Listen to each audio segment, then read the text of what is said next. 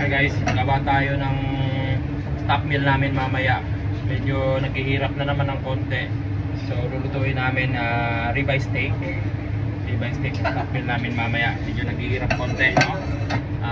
Gagawa tayo ng sauce muna dahil medyo matigas pa. Hintayin natin. Tsaka mamaya pa yung kainan. Gawa muna tayo sauce. Peppercorn sauce gagawin natin.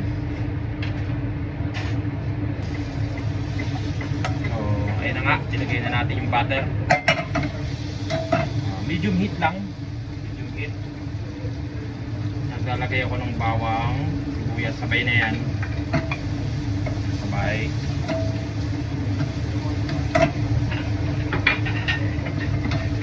So, medium heat ang gagawin lang natin is lumambot na yung sibuyas, mag-caramelize.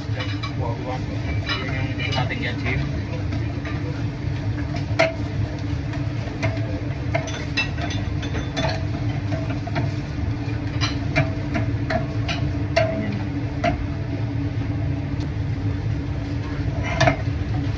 Guys, as you can see, medyo malambot na yung sibuyas natin.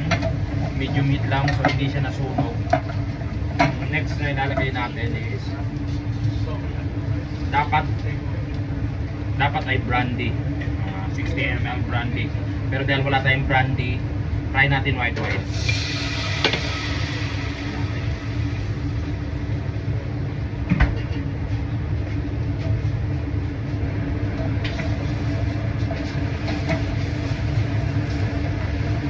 Let the alcohol evaporate for a bit.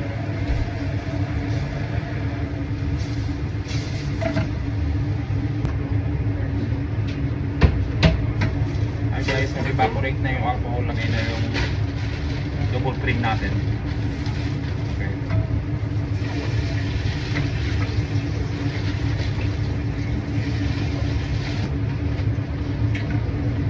Maglagay ng double cream, ang masarap.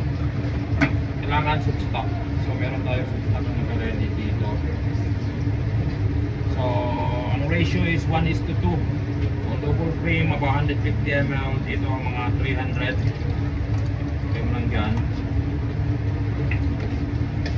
Soup stock yun. Meron na kaming soup stock dito because we are a ramen house. Then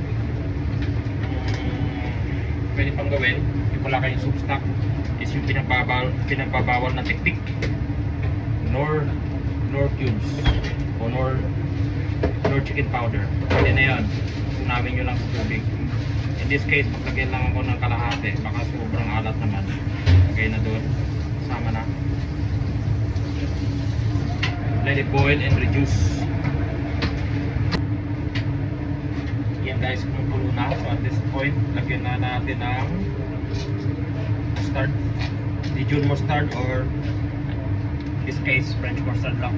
Pwede na yan. Konting salt, mekos, and then reduce lang natin yan. Hi guys, nakalimutan natin kanina, pinaka-importante sa lahat ng peppercorn sauce ay ang peppercorn. So dinagay lang natin ito sa plastic at diniktik. Then sasama na natin yan.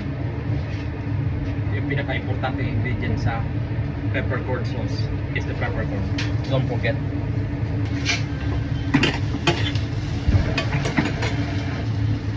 So if you can see, nag-reduce na siya. Pwede na to.